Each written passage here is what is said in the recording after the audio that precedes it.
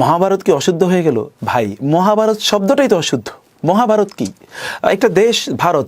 মহাভারত এটা কিন্তু রাম রাজ্য প্রতিষ্ঠার একটা বড় ধরনের পরিকল্পনার অংশ। আর আপনি মুসলিম হিসেবে আপনি ওই কথা বলে ফেললেন।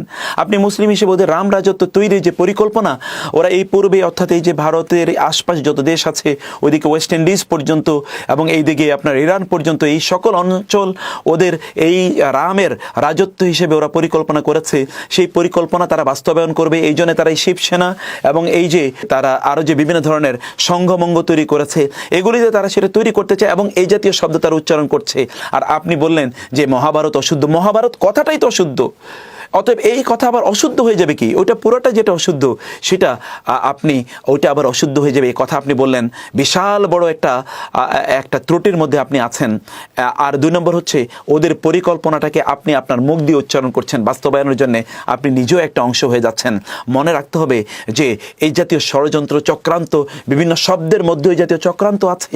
এই শব্দগুলো কি ধারণ করে, কি লালন করে, তা কিন্তু আমাদেরকে বুঝতে হবে। শব্দ কতটা গুরুত্বপূর্ণ। একটি শব্দ চয়নের মাধ্যমে একজন ব্যক্তি হালাল হারাম হয়ে যেতে পারে।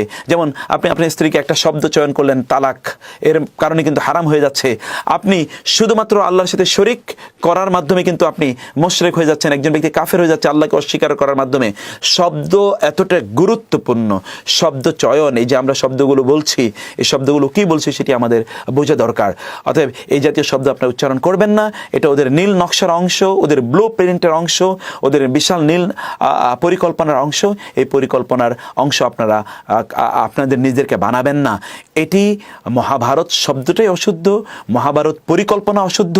মহাভারত অথবা এই ভারত কখনোই এটা এইভাবে একচ্ছত্রভাবে ওদের ছিল না।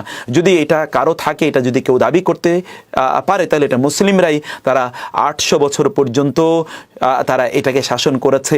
এই জায়গাগুলো তারা প্রতিষ্ঠা করেছে। দিল্লি তাদের প্রতিষ্ঠা এবং ওইখানকার আরও যে বিশাল বিশাল জায়গাগুলো, এগুলো সব তাদের প্রতিষ্ঠা। মুসলমানরা এটার উন্নয়নের জন্য তারা কাজ করে গিয়েছে। এটা তাদের দেশ হিসেবে তারা এটা প্রতিষ্ঠা করেছে। এর সব কিছু মুসলমানদের তৈরি।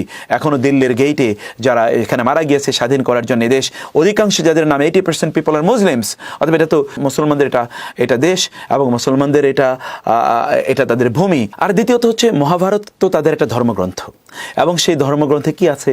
শুধুমাত্র তাদের দেবদেবীদের বিভিন্ন ধরনের কিচ্ছা কাহিনী। শুধু তাই না, ওই সকল কিচ্ছা কাহিনীতে এত নির্লজ্জতা, বেহায়াপনা এবং অশ্লীলতা আছে, যে অশ্লীলতাগুলো একজন মানুষ শুনলেও তার শরীর শিহরিত হয়ে ওঠার কথা। এগুলো পুরোটাই অশ্লীল কিচ্ছা কাহিনী অথবা তাদের দেবদেবীদের মধ্যকার বিভিন্ন মারামারি ইত্যকার বিষয় গিয়ে সেগুলো ভর্তি। অতএব যদি আপনি বলেন যে মহাভারত অশুদ্ধ, তার মানে আপনি বলছেন যে ওইখানে যা কিছু বলা আছে সব কিছু শুদ্ধ। তার মানে তো আপনি আরেকটা বিষয়, একটা বড় ধরনের একটা ভ্রান্তি করলেন। অথচ আল্লাহ সুবহানাহু ওয়া তাআলা জানিয়ে দিয়েছেন, কোরআন ছাড়া আর আসমানি গ্রন্থ হিসেবে তিনি যেগুলো নাজিল করেছেন ওগুলো ওরা বিকৃত করেছে। এটা তো কোনো আসমানি গ্রন্থ নয়। এর মধ্যে পুরাটাই যা আছে, পুরোটাই মিথ্যাচার এবং পুরোটাই হচ্ছে মিথ্যা গল্প এবং পুরোটাই হচ্ছে এখানে অলিক কল্পিত বিভিন্ন কাহিনী। সেটাকে যখন আপনি বলবেন যে মহাভারতকে অশুদ্ধ হয়ে গেল, তার মানে ওইখানে যা কিছু আছে তা শুদ্ধ এবং তা ঠিক, এই বক্তব্যটি আপনি প্রমাণিত করছেন। অ্যাগেন এটা একটা হিন্দুদের এজেন্ডা এবং তাদের বক্তব্য, এই বক্তব্যটাকে আপনি সার্টিফাই করলেন। এই জাতীয় বক্তব্যকে সার্টিফাইড করা কোনো অবস্থায় আমাদের জন্য বৈধ নয় এবং এটা আমরা কোনো অবস্থায় করতে পারি না।